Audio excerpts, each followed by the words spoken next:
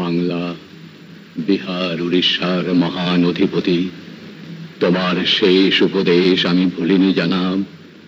প্রবীর মিত্র, যার আসল নাম হাসান ইমাম, তিনি হিন্দু এক কায়স্থ পরিবারে জন্মগ্রহণ করেছিলেন। নিজের স্ত্রী অজান্তাকে ভালোবেসে বিয়ে করার জন্য তিনি ইসলাম ধর্ম গ্রহণ করেছিলেন এবং পরবর্তীতে আমৃত্যু ইসলাম ধর্ম পালন করেন। তবে ব্যক্তিগত ইচ্ছার কারণে চলচ্চিত্র অঙ্গনে তিনি সর্বদা প্রবীর মিত্র নামেই পরিচিত ছিলেন।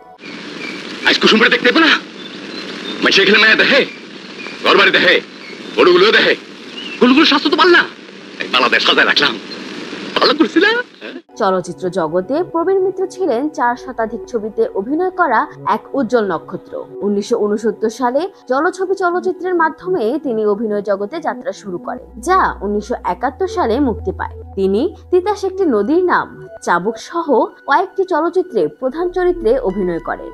সর্বশেষ প্রধান চরিত্রে অভিনয় করেন রঙিন নবাব সিরাজউদ্দৌলা চলচ্চিত্রে। বিশ্বাস করো ভাই সব, শুধু তারই জন্যে বাংলা, বিহার, উড়িষ্যার পথে প্রান্তরে সংগ্রাম স্থলে উল্কার মতো আমি ছুটে বেরিয়েছি।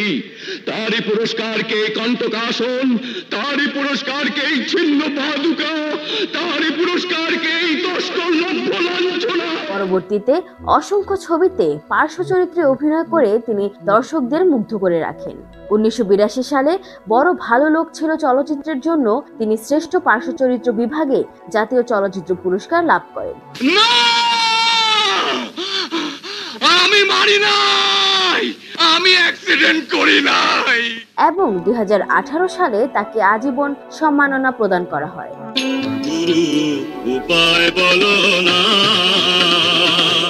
জনম দুঃখী কপাল পোড়া গুরু আমি একজন।